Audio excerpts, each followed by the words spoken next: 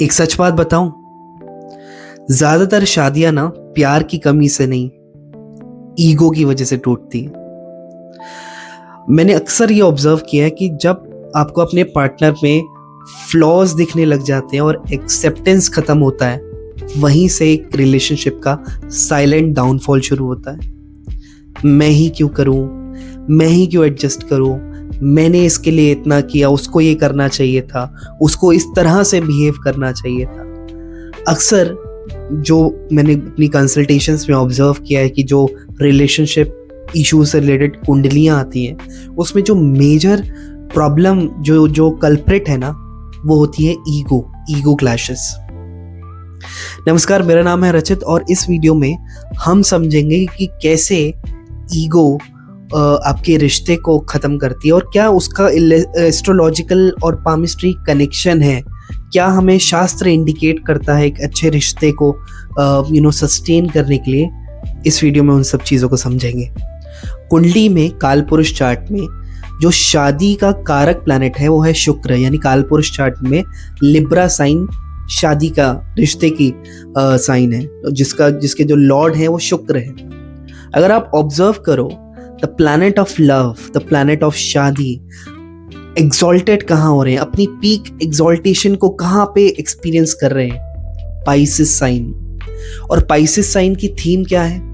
To give, to surrender, to dissolve. यानी कि जब आप रिश्ते में एक डूअर होते हो रादर देन रिसीवर, एक गिवर बन जाते हो, तो वो एक बुनियाद सेट करता है, एक फाउंडेशन सेट करता है एक स्ट्रॉन्ग रिलेशनशिप की। बट ऑन द कॉन्ट्रेरी, अगर आप ऐसे बिहेव करते हो कि यार मैंने उसके लिए ये किया, उसको इस तरह बिहेव करना चाहिए था, ये रिटर्न देना चाहिए था, तो फिर आप प्यार नहीं कर रहे हो, आप एक ट्रांजैक्शन कर रहे हो, एक बिजनेस डील कर रहे हो। और प्यार बिजनेस डील नहीं है, एक इमोशन है। अब ज्योतिष में सूर्य को ऑब्जर्व करो। सूर्य ईगो का प्लैनेट है ज्योतिष में, ठीक है। 7th house Libra sign, relationship की राशि, प्यार की राशि, शादी की राशि, वहां पे सूर्य नीच के हो जा रहे हैं। यानी कि शास्त्र क्या बोल रहे हैं कि जब बात रिश्ते की आए, जब बात प्यार की आए, वहां पे ईगो का कोई काम ही नहीं है, सूर्य का कोई काम ही नहीं है, क्योंकि वहां पे मैं नहीं होता है, वहां मैं नहीं चलता है, वहां हम चलता है। वहां पे टीम स्पोर्ट है, टीम स्पिरिट चलता है। और पाइसेस साइन जहां पे प्लैनेट ऑफ लव एग्जॉल्टेड हो रहे हैं, वहां पे सूर्य का मरण कारक स्थान है, यानी वहां पे भी ईगो का कोई लेना देना नहीं है। और यही बात पामिस्ट्री साइंस भी हमें वेरीफाई करती है। पामिस्ट्री में क्रॉस का sign is one of the most inauspicious sign. अगर आपके पाम में कहीं पे क्रॉस का स्ट्रक्चर बन रहा है तो ये शुभ साइन नहीं माना गया पामिस्ट्री में। लेकिन इसका एक एक्सेप्टेंस है और वो है माउंट ऑफ जुपिटर। यानी माउंट ऑफ जुपिटर पे मैंने यहाँ ड्रॉ किया है, अगर इस तरह से क्रॉस का साइन देखने को मिलता है जैसे आप ये देख रहे हो, तो ये शुभ साइन माना गया। क्यों माना गया? क्योंकि पामिस्ट्री में माउंट ऑफ जुपिटर का ओवर डेवलप्ड होना, प्रोट्रूडेड होना, या जुपिटर फिंगर काफी की लेंथ अगर बड़ी है तो ऐसा इंसान ज्ञानी होने के साथ, नॉलेजेबल होने के साथ बहुत ईगोइस्टिक हो जाता है। उसे लगता है सिर्फ मैं सही हूँ, सामने वाला गलत है, मुझे सब कुछ पता है, I am Mr know it all. और यही प्रॉब्लम है। लेकिन जब क्या कहते हैं, माउंट ऑफ जुपिटर पे क्रॉस का साइन हो जाता है तो वो कहीं ना कहीं ईगो को बैलेंस कर देता है।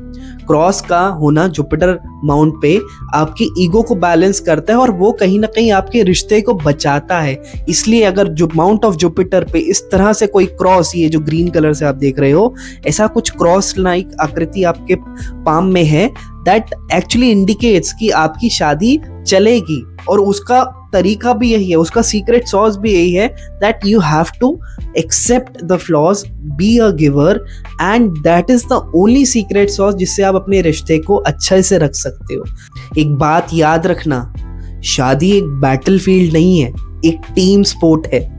यानी कि आप अपनी शादी में, एक पार्टनरशिप में, अपने पार्टनर की वीकनेस को पब्लिकली एक्सपोज नहीं करते हो, कवर अप करते हो, ठीक है। You have to be, it's like filling up the gap, and that's the secret sauce of any strong and healthy relationship. So simple formula: be a giver, surrender yourself, accept the flaws, and that's the secret sauce of any healthy relationship. सो अगर आपको लगता है ये video किसी को देखना चाहिए तो प्लीज़ उसे फॉरवर्ड करो। मिलते हैं अगले वीडियो में एक नए टॉपिक के साथ। टिल देन, हर हर महादेव।